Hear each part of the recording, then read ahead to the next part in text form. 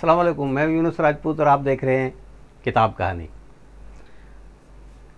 मिज़ान निगारी में एक बहुत बड़ा नाम, बरे सगीर की बहुत बड़ी शख्सियत, उनकी खुद नविश्त मेरे हाथ में जी, जनाब शौकत थानवी की कच्चा चट्ठा, कुछ यादें कुछ बातें।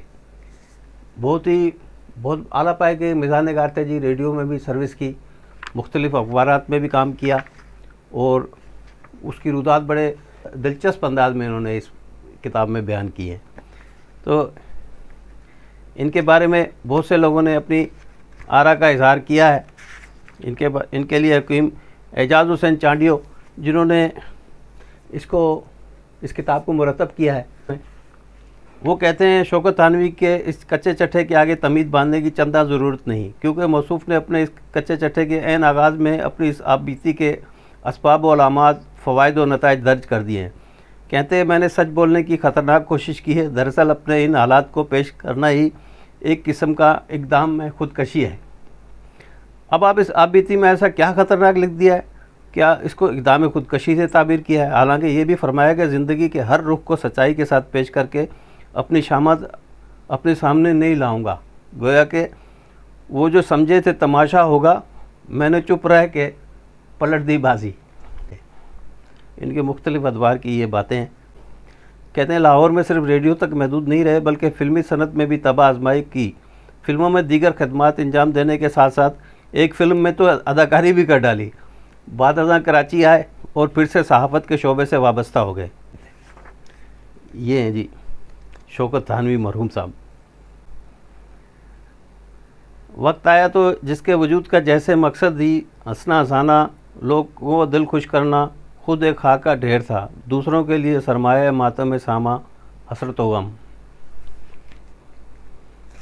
बहुत से लोगों ने इनके लिए लिखा है जी। शहाब साहब कहते हैं, कुदरतुल्लाह शहाब साहब, कि शौकत थानवी के साथ मरहूम का अल्फाज इस्तेमाल करते हुए अजीब हिचकिचाहट महसूस होती है। जिस बागो बहार शख्सियत ने अपनी तहरीर और गिफ्तार से लाखों का दिल खुश किया हो, वो यूँ दफतन मौत की आगोश में सो जाए, इसका हमें वहम गुमान भी न था। शौकत थानवी ने बेशुमार लोगों को हंसाया, लेकिन इसके अपने दुख अंदर ही अंदर नासूर बनते गए, यहाँ तक कि इस नासूर ने चुपके चुपके घुन की तरह इसकी ज़िंदगी को खा लिया। ऐसे बंदों की बख्शिश का यही निशान है कि इनकी मौत पर एक ज़माना सोगवार होता है। आज भी उर्दू दान तबके का हर फर्द शौकत थानवी की वफ़ात पर अश्कबार है। अल्लाह ताला इसकी रूह को जन्नत में अपनी इसी तरह हंसता रखे, जिस तरह इसने लाखों दिलों के लोगों के चेहरों पे हंसी बखेरी। ये कुर्रतुल-ऐन हैदर कहती हैं, मुद्दतें गुजरी जब मैंने स्वदेशी रेल पढ़ी थी, मगर इसके बहुत से जुमले आज तक इस तरह याद हैं जैसे ही मजमून अभी अभी पढ़कर ख़त्म किया हो। लखनऊ में जब रेडियो स्टेशन खुला तो बच्चों का प्रोग्राम भी शुरू हुआ। इस प्रोग्राम के 3 किरदार ऐसे थे, आपा जान, इनका नौकर बुद्धू और तीसरे एक पोपली सी आवाज़ वाले बुज़ुर्ग चाचा। मुझे इन तीनों से सख्त अकीदत थी और रासिक अकीदा यह था कि आपा जान वाकई आपा जान है, बुद्धू इनका इंतहाई बेवकूफ़ नौकर है, चाचा से मुस्तकिल झगड़ता रहता है और चाचा एक बेहद दिलचस्प बड़े मियाँ हैं। कुछ अरसे बाद मुझे इस प्रोग्राम में शिरकत के लिए बुलाया गया तो खुशी की कोई इंतहा न रही। यानी हम आपा जान और बुद्धू और चाचा को न सिर्फ ज़िंदा जीता जागता और बोलता देखेंगे, बल्कि इनके साथ प्रोग्राम में शिरकत भी करेंगे। लेकिन रेडियो स्टेशन पहुंचकर मालूम हुआ कि आपा जान का असल नाम तो अर्श मुनीर है। ये एक स्टाफ आर्टिस्ट थी और बाद में PTV पर भी बेलातार ड्रामों में काम किया अर्श मुनीर ने।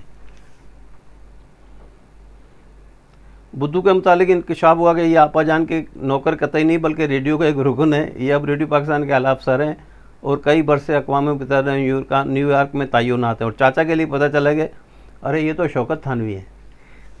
तो इनकी शख्सियत मुख्तलिफ़ जहतों में बटी हुई थी और बहुत खूबसूरत अंदाज़ इनका था।